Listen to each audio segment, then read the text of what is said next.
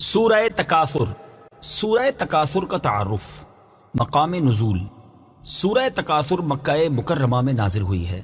آیات، کلمات اور حروف کی تعداد: اس صورت میں 1 رکوع، 8 آیتیں، 28 کلمے اور 120 حروف ہیں۔ تکاثر نام رکھنے کی وجہ: تکاثر کا معنی ہے مال، اولاد اور خادموں کی کثرت پر فخر کرنا۔ اس صورت کی پہلی آیت میں یہ لفظ موجود ہے، اس مناسبت سے اسے سورہ تکاثر کہتے ہیں۔ سورہ تکاثر کے فضائل: نمبر 1، حضرت عبداللہ ابن عمر رضی اللہ تعالی عنہما سے روایت ہے، نبی اکرم صلی اللہ تعالی علیہ وآلہ وسلم نے ارشاد فرمایا، کیا تم میں سے کوئی اس کی طاقت نہیں رکھتا کہ وہ روزانہ 1000 آیتوں کی تلاوت کرے؟ صحابہ کرام رضی اللہ تعالی عنہم نے عرض کی، اس کی طاقت کون رکھتا ہے؟ ارشاد فرمایا، کیا تم میں کوئی روزانہ الہاکم التکاثر پڑھنے کی طاقت نہیں رکھتا؟ یعنی یہ سورت پڑھنا ثواب میں 1000 آیتیں پڑھنے کے برابر ہے۔ نمبر 2، حضرت جریر بن عبداللہ رضی اللہ تعالی عنہ فرماتے ہیں، رسول اللہ صلی اللہ تعالی علیہ وسلم نے ارشاد فرمایا، میں تمہارے سامنے سورت الہاکم التکاثر پڑھنے لگا ہوں تو اسے سن کر جو رو پڑا تو اس کے لیے جنت ہے۔ آپ صلی اللہ تعالی علیہ وآلہ وسلم نے وہ سورت پڑھی تو بعض صحابہ کرام رضی اللہ تعالی عنہم رو پڑے اور بعض کو رونا نہیں آیا۔ جن صحابہ کرام رضی اللہ تعالی عنہم کو رونا نہیں آیا تو انہوں نے عرض کی، یا رسول اللہ صلی اللہ تعالی علیہ وآلہ وسلم، ہم نے بہت کوشش کی لیکن رونے پر قادر نہیں ہو سکے۔ حضور اقدس صلی اللہ تعالی علیہ وسلم نے ارشاد فرمایا، میں دوبارہ تمہارے سامنے وہ سورت پڑھتا ہوں تو جو رو پڑا اس کے لیے جنت ہے، اور جسے رونا نہ آئے تو وہ رونے جیسی صورت بنا لے۔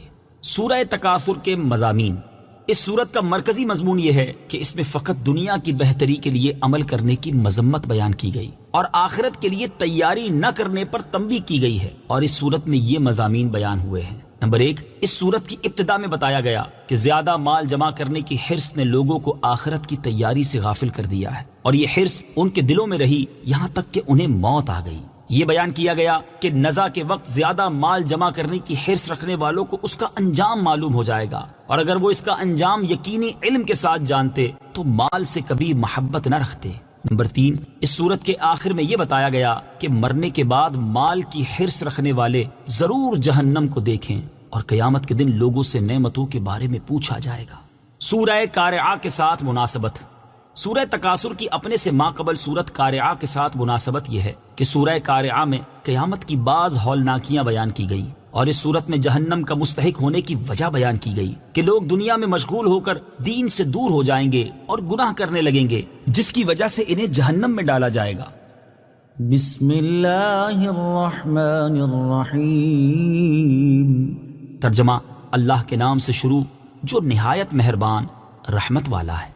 الہاکم التکاثر حتی زرتم المقابر۔ ترجمہ: زیادہ مال جمع کرنے کی طلب نے تمہیں غافل کر دیا یہاں تک کہ تم نے قبروں کا منہ دیکھا۔ الہاکم التکاثر، زیادہ مال جمع کرنے کی طلب نے تمہیں غافل کر دیا۔ تفسیر سراج الجنان میں ہے، ارشاد فرمایا کہ زیادہ مال جمع کرنے کی طلب نے اور اپنے مال اور اولاد پر فخر کرنے نے تمہیں اللہ تعالیٰ کی عبادات سے غافل کر دیا۔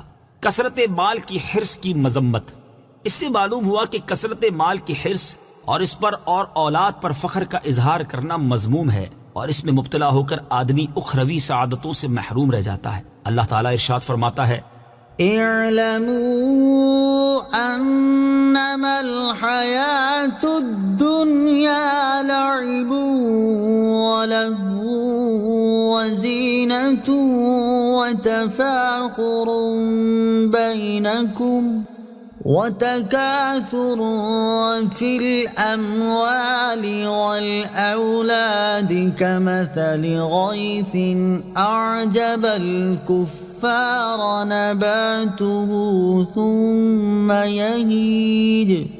ثم يهيج فتراه مصفرا ثم يكون حطاما وفي الآخرة عذاب شديد ومغفرة من الله ورضوان وما الحياة الدنيا إلا متاع الغرور۔ ترجمہ: جان لو کہ دنیا کی زندگی تو صرف کھیل کود اور زینت اور آپس میں فخر و غرور کرنا اور مال اور اولاد میں ایک دوسرے پر زیادتی چاہنا ہے۔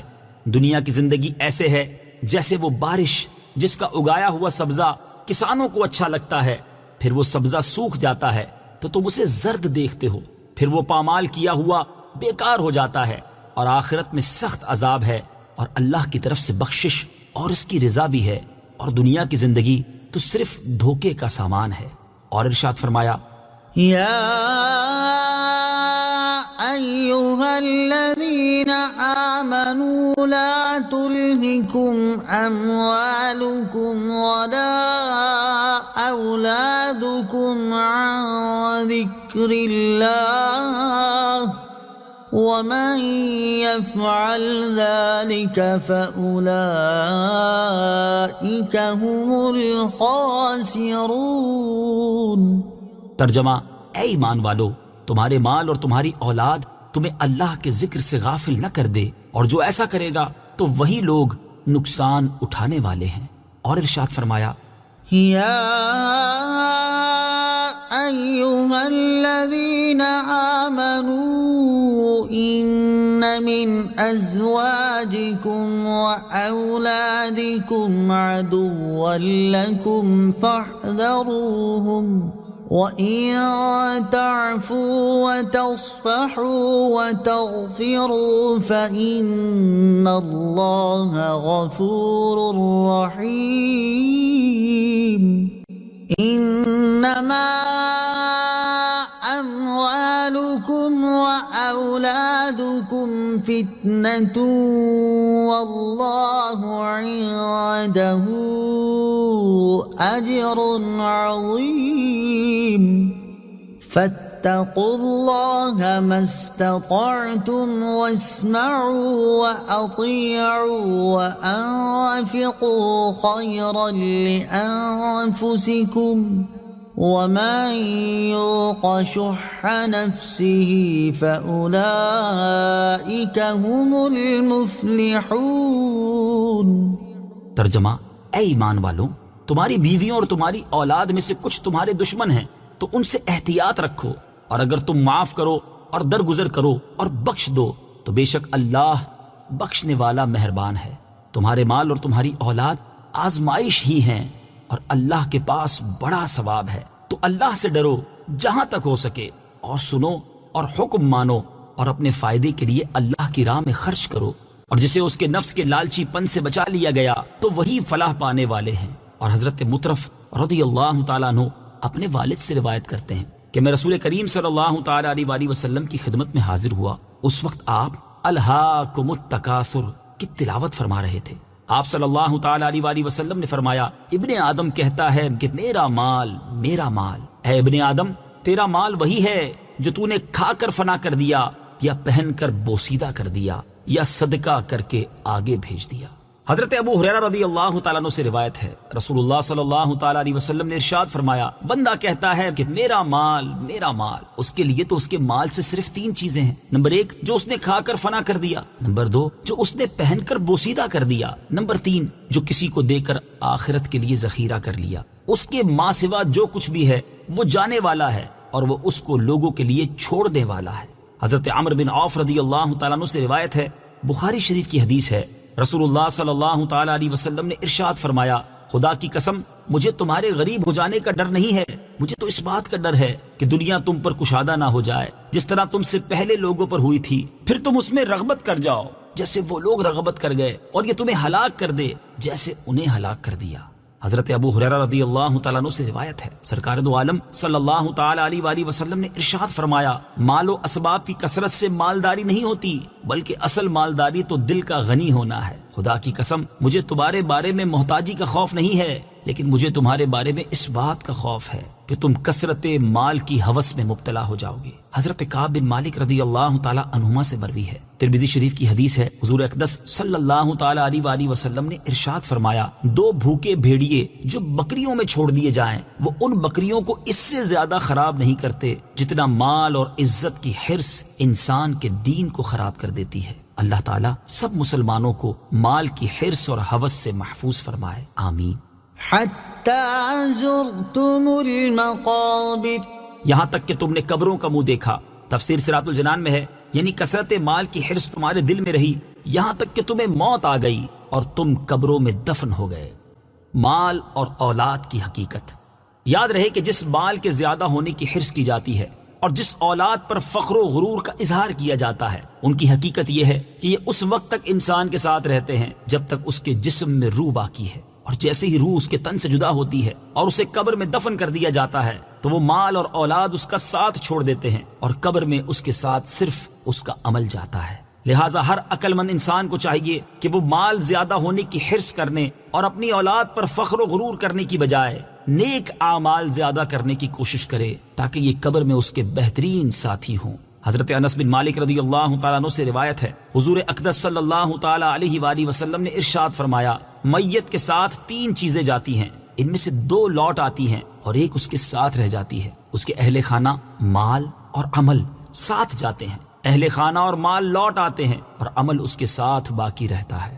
حضرت عائشہ صدیقہ رضی اللہ تعالی عنہا فرماتی ہیں ایک دن رسول اللہ صلی اللہ تعالی علیہ وآلہ وسلم نے صحابہ کرام رضی اللہ تعالی عنہم سے دریافت فرمایا، تم جانتے ہو کہ تمہارے اہل و عیال، مال اور اعمال کی مثال کیسی ہے؟ صحابہ کرام رضی اللہ تعالی عنہم نے عرض کی، اللہ تعالیٰ اور اس کا رسول صلی اللہ تعالی علیہ وسلم بہتر جانتے ہیں۔ ارشاد فرمایا، تمہارے اہل و عیال، مال اور اعمال کی مثال اس شخص کی طرح ہے جس کے 3 بھائی ہو۔ جب اس کی موت کا وقت قریب آئے تو وہ اپنے تینوں بھائیوں کو بلائے اور ایک سے کہے، تم میری حالت دیکھ رہے ہو، یہ بتاؤ کہ تم میرے لیے کیا کر سکتے ہو؟ وہ جواب دے، میں تمہارے لیے اتنا کر سکتا ہوں کہ فی الحال تمہاری تیمارداری کروں، تمہارے ساتھ رہ کر تمہاری حاجات اور ضروریات کو پورا کروں، پھر جب تمہارا انتقال ہو جائے تو تمہیں غسل دے کر کفن پہناؤں اور لوگوں کے ساتھ مل کر تمہارا جنازہ اٹھاؤں کہ کبھی میں کندھا دوں اور کبھی اور شخص۔ جب تمہیں دفن کر کے واپس آؤں تو جو کوئی تمہارے بارے میں پوچھے اس کے سامنے تمہاری بھلائی ہی بیان کروں۔ یہ بھائی در حقیقت اس شخص کے اہل و عیال ہیں۔ یہ فرمانے کے بعد حضور پرنور صلی اللہ تعالی علیہ وآلہ وسلم نے صحابہ کرام سے پوچھا، اس کے بارے میں تمہارا کیا خیال ہے؟ انہوں نے عرض کی، ہم اس میں کوئی بھلائی نہیں پاتے۔ اس کے بعد ارشاد فرمایا، پھر وہ اپنے دوسرے بھائی سے کہے، تم بھی میری حالت دیکھ رہے ہو، تم میرے لیے کیا کر سکتے ہو؟ تو وہ جواب میں کہے، میں اس وقت تک تمہارا ساتھ دوں گا جب تک تم زندہ ہو، جو ہی تم دنیا سے رخصت ہو گئے تو ہمارے راستے جدا جدا ہو جائیں گے، کیونکہ تم قبر میں پہنچ جاؤ گے اور میں یہیں دنیا میں رہ جاؤں گا۔ یہ بھائی اصل میں اس شخص کا مال ہے، اس کے بارے میں تمہارا کیا خیال ہے؟ صحابہ کرام رضی اللہ تعالی عنہم نے عرض کی، یا رسول اللہ صلی اللہ تعالی علیہ وآلہ وسلم، ہم اسے بھی اچھا نہیں سمجھتے۔ حضور اقدس نے مزید ارشاد فرمایا، پھر وہ شخص اپنے تیسرے بھائی سے کہے، یقیناً تم بھی میری حالت دیکھ رہے ہو اور تم نے میرے اہل و عیال اور مال کا جواب بھی سن لیا ہے، بتاؤ تم میرے لیے کیا کر سکتے ہو؟ وہ اسے تسلی دیتے ہوئے کہے، میرے بھائی، میں تو قبر میں بھی تمہارے ساتھ رہوں گا اور تمہیں وحشت سے بچاؤں گا، اور جب حساب کا دن آئے گا تو میں تیرے میزان میں جا بیٹھوں گا اور اسے وزن دار کر دوں گا، یہ اس کا عمل ہے، اس کے بارے میں تمہارا کیا خیال ہے؟ صحابہ کرام رضی اللہ تعالی عنہم نے عرض کی، یا رسول اللہ، یہ تو بہت اچھا دوست ہے۔ رسول کریم صلی اللہ تعالی علیہ وآلہ وسلم نے ارشاد فرمایا، حقیقت یہی ہے۔ كلا سوف تعلمون ثم كلا سوف تعلمون كلا لو تعلمون علم اليقين لترون الجحيم ثم لترونها عين اليقين ثم لتسألن يومئذ عن النعيم۔ ترجمہ، ہاں اب جلد جان جاؤ گے، پھر یقیناً تم جلد جان جاؤ گے۔ یقیناً اگر تم یقینی علم کے ساتھ جانتے تو مال سے محبت نہ رکھتے، بے شک تم ضرور جہنم کو دیکھو گے، پھر بے شک تم ضرور اسے یقین کی آنکھ سے دیکھو گے، پھر بے شک ضرور اس دن تم سے نعمتوں کے متعلق پوچھا جائے گا۔ كلا سوف تعلمون، ہاں اب جلد جان جاؤ گے۔ تفسیر صراط الجنان میں ہے، اس آیت اور اس کے بعد والی 5 آیات کا خلاصہ یہ ہے کہ اے لوگو، ہاں ہاں، اب نزا کے وقت کثرت مال کی حرص اور اولاد پر فخر و غرور کرنے کے برے نتیجے کو جلد جان جاؤ گے، پھر یقیناً تم قبروں میں جلد جان جاؤ گے۔ یقیناً اگر تم مال کی حرص کا انجام یقینی علم کے ساتھ جانتے تو مال کی حرص میں مبتلا ہو کر آخرت سے غافل نہ ہوتے۔ بے شک تم مرنے کے بعد ضرور جہنم کو دیکھو گے، پھر بے شک تم ضرور اسے یقین کی آنکھ سے دیکھو گے، پھر بے شک ضرور قیامت کے دن تم سے ان نعمتوں کے بارے میں پوچھا جائے گا جو اللہ تعالیٰ نے تمہیں عطا فرمائی تھی، جیسے صحت، فراغت، امن، عیش اور مال وغیرہ، جن سے تم دنیا میں لذتیں اٹھاتے تھے۔ اور ان کے بارے میں یہ پوچھا جائے گا کہ یہ چیزیں کس کام میں خرچ کی، ان کا کیا شکر ادا کیا، اور ان نعمتوں کا شکر ترک کرنے پر انہیں عذاب کیا جائے گا۔ قیامت کے دن ہر نعمت کے بارے میں پوچھا جائے گا۔ اس سورت کی آیت نمبر 8 سے معلوم ہوا کہ قیامت کے دن ہر نعمت کے بارے میں سوال ہوگا، چاہے وہ نعمت جسمانی ہو یا روحانی، ضرورت کی ہو یا عیش و راحت کی، حتیٰ کہ ٹھنڈے پانی، درخت کے سائے اور راحت کی نیند کے بارے میں بھی سوال ہوگا۔ اللہ تعالیٰ ارشاد فرماتا ہے، وَلَا تَقْفُ مَا لَيْسَ لَكَ بِهِ عِلْمٌ إِنَّ السَّمْعَ وَالْبَصَرَ وَالْفُؤَادَ كُلُّ أُولَئِكَ كَانَ عَنْهُ مسؤولا۔ ترجمہ، اور اس بات کے پیچھے نہ پڑ جس کا تجھے علم نہیں، بے شک کان اور آنکھ اور دل ان سب کے بارے میں سوال کیا جائے گا۔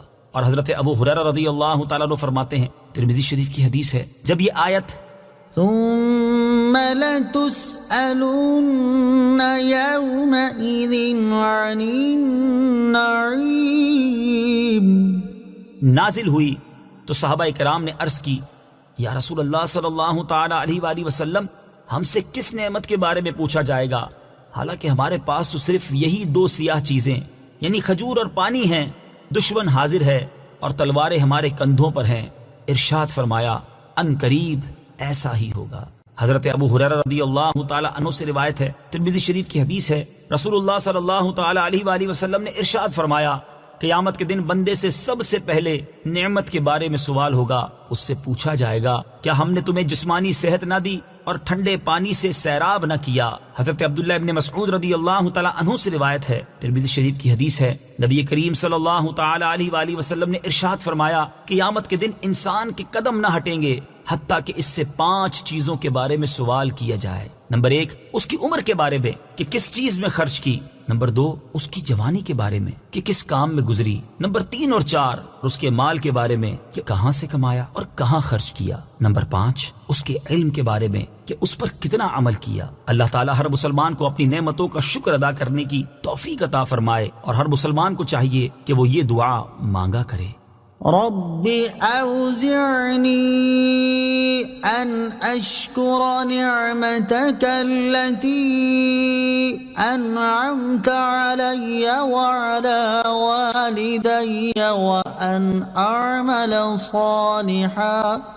وأن أعمل صالحا ترضاه وأصلح لي في ذريتي إني تبت إليك وإني من المسلمين۔